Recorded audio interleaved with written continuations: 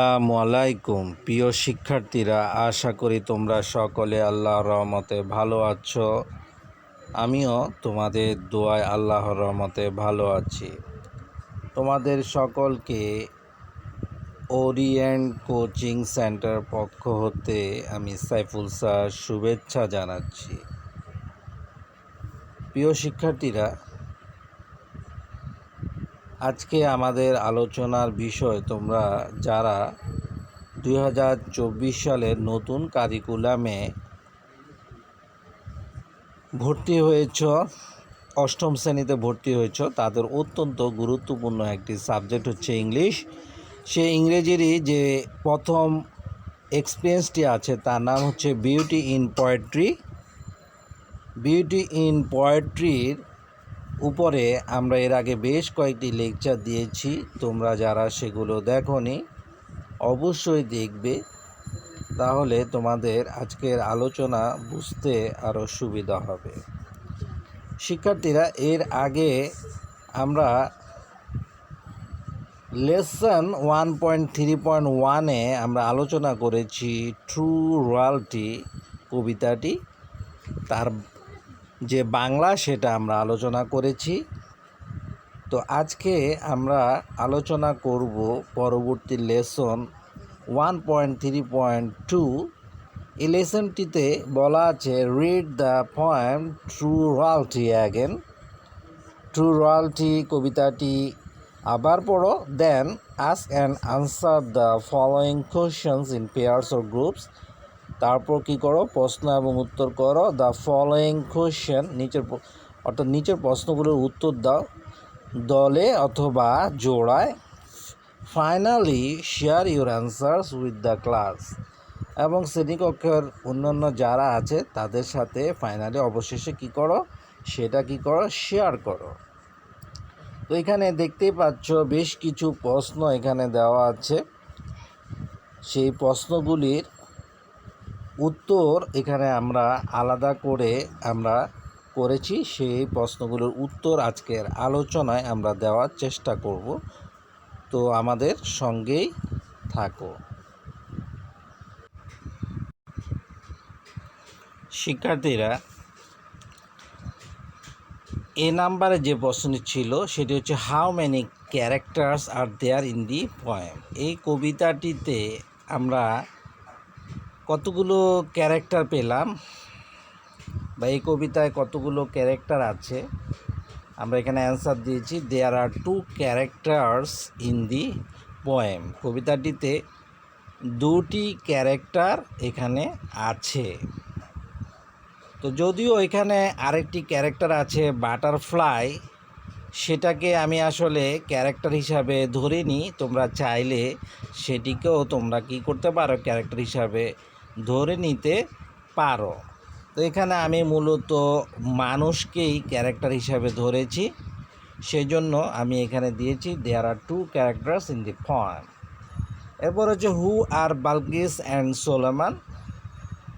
বালকিস and Solomon কে? Balkis is the queen of Sheba. Balkis হচ্ছে শেবার রানী, and Solomon is the king of Israel বা king of এশিয়াও দেওয়া যায়। এরপরের প্রশ্নটি হচ্ছে হাউ আর দে, তারা কেমন ছিল, তারা কেমন। হাউ আর দে, তারা কেমন। দে আর নেচার লাভিং, তারা হচ্ছে কি প্রকৃত প্রেমিক। They are sincere and affectionate two different elements of nature, তারা হচ্ছে আন্তরিক এবং হচ্ছে স্নেহপূর্ণ। Two different elements of nature, প্রকৃতির যে ভিন্ন ভিন্ন উপাদান বা প্রকৃতির যে বিভিন্ন ধরনের অংশ আছে, প্রকৃতির যে পার্ট আছে সেগুলির প্রতি, অর্থাৎ প্রকৃতির প্রতি তারা স্নেহপূর্ণ এবং আন্তরিক। হু ইজ দেয়ার ফ্রেন্ড, এখানে আমরা কবিতায় দেখতে পেলাম যে বাটারফ্লাইয়ের প্রতি তারা সিনসিয়ার অ্যান্ড অ্যাফেকশনেট। সুতরাং বাটারফ্লাই হচ্ছে তাদের বন্ধু, বাটারফ্লাই হচ্ছে প্রজাপতি, butterfly is their friend. Okay. What are the rhyming words used in the poem? এখানে রাইমিং ওয়ার্ডস বলতে বোঝানো হয়েছে মিল শব্দ। What are the rhyming words used in the poem? কবিতাটির মধ্যে কি কি মিলকরণ শব্দ রয়েছে, অর্থাৎ মিল রয়েছে, যে মিলগুলো কি সৃষ্টি করেছে? ছন্দ তৈরি করেছে, রাইম তৈরি করেছে। The rhyming words used in the poem are in friend, began, man, lord, abroad.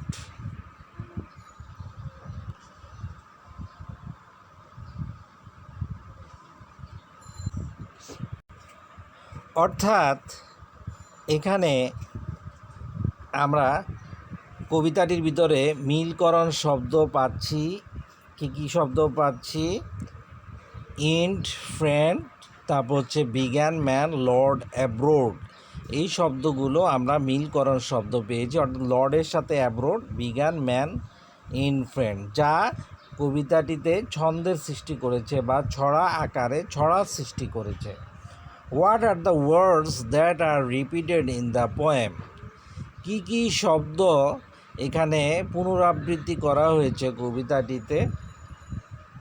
The answer হবে টকড, বাটারফ্লাই, উড, ইটিসি। এই শব্দগুলো এখানে বারংবার এখানে কি করা হয়েছে? কবিতাটিতে উল্লেখ করা হয়েছে। এরপরের প্রশ্নটি হচ্ছে, do this repeated words help you understand what the poet wants to say through queen Balkis and king Solomon? Do this repeated word, এই যে বারংবার উচ্চারিত যে শব্দগুলো, হেল্প ইউ আন্ডারস্ট্যান্ড, তোমাকে কি বুঝতে সহায়তা করে? What the poet wants to say, কবি কি বলতে চান through queen Balkis and king Solomon, queen Bilkis এবং বাদশাহ সোলেমান সম্পর্কে, রানী বিলকিস এবং বাদশাহ সোলেমান সম্পর্কে কি বলতে চায় কবি, সেটা কি এই যে রিপিটেড বা বারংবারকৃত উচ্চারিত শব্দগুলো তোমাকে সাহায্য করেছে কি না বা করে কি না? অ্যান্সার হচ্ছে ইয়েস, হ্যাঁ। When I read the repeated words, যখন আমি এই বারংবার উচ্চারিত শব্দগুলো পড়ি, আই রিয়েলাইজ দ্যাট, আমি অনুধাবন করি বা আমি বুঝতে পারি যে the poet mint A affectionate behaviour towards animals. Point এখানে আমি এটা বুঝতে পারি যে কবি এখানে বুঝাচ্ছে যে সোলেমান এবং রানী বিলকিসের যে স্নেহপূর্ণতা বা ভালোবাসা, বিহেভিয়ার বা স্নেহময় যে আচরণ টুয়ার্ডস অ্যানিমেলস, প্রাণীদের প্রতি যে স্নেহময় আচরণ বা স্নেহপূর্ণ আচরণ, সেটা কবি কি করেছেন? বোঝাতে চেয়েছেন। সেটাই আমি কি করতে পারি? অনুধাবন করতে পারি।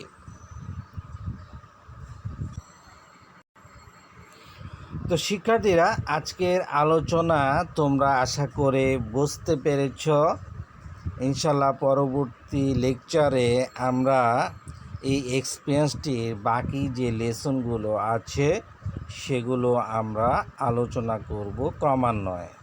তো আজ এ পর্যন্তই। সকলে ভালো থাকো। আল্লাহ হাফেজ। আসসালামু আলাইকুম।